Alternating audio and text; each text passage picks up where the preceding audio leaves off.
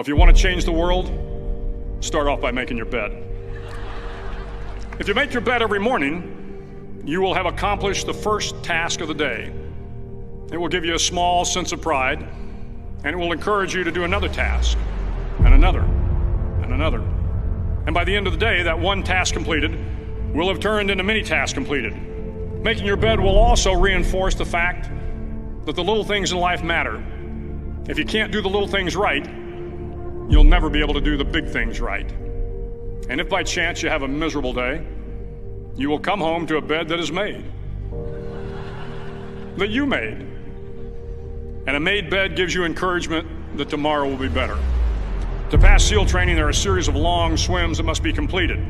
One is the night swim. Before the swim, the instructors joyfully brief the students on all the species of sharks that inhabit the waters off San Clemente. They assure you, however, that no student has ever been eaten by a shark, at least not that they can remember. But you are also taught that if a shark begins to circle your position, stand your ground. Do not swim away. Do not act afraid. And if the shark, hungry for a midnight snack, darts towards you, then summons up all your strength and punch him in the snout, and he will turn and swim away. There are a lot of sharks in the world. If you hope to complete the swim, you will have to deal with them. So if you want to change the world, don't back down from the sharks. Over a few weeks of difficult training, my SEAL class, which started with 150 men, was down to just 42. There were now 6 boat crews of 7 men each.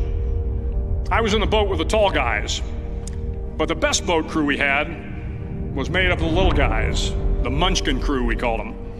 No one was over 5'5". The Munchkin boat crew had 1 American Indian, 1 African American, 1 Polish American, 1 Greek American, 1 Italian American, and 2 tough kids from the Midwest. They out-paddled, outran, and outswam all the other boat crews. The big men in the other boat crews would always make good-natured fun of the tiny little flippers the Munchkins put on their tiny little feet prior to every swim. But somehow these little guys from every corner of the nation and the world always had the last laugh, swimming faster than everyone and reaching the shore long before the rest of us. SEAL training was a great equalizer. Nothing mattered but your will to succeed, not your color, not your ethnic background, not your education, not your social status. If you want to change the world, measure a person by the size of their heart, not by the size of their flippers. The 9th week of training is referred to as Hell Week. It is 6 days of no sleep, constant physical and mental harassment, and 1 special day at the Mud Flats.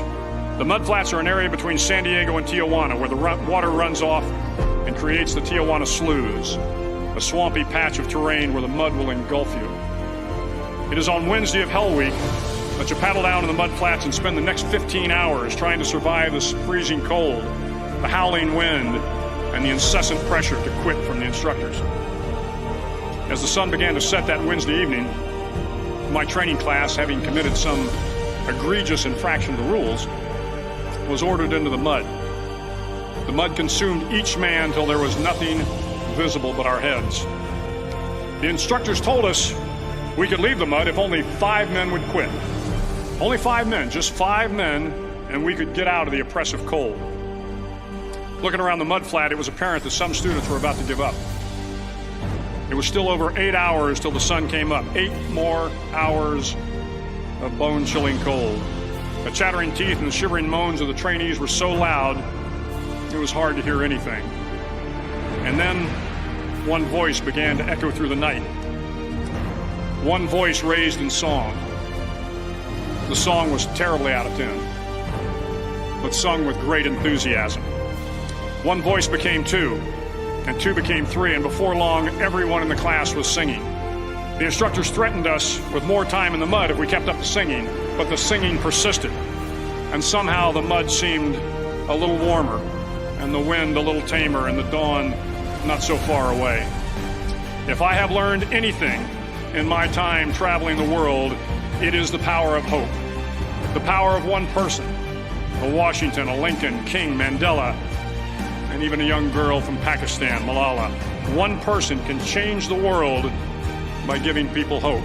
So if you want to change the world, start each day with a task completed.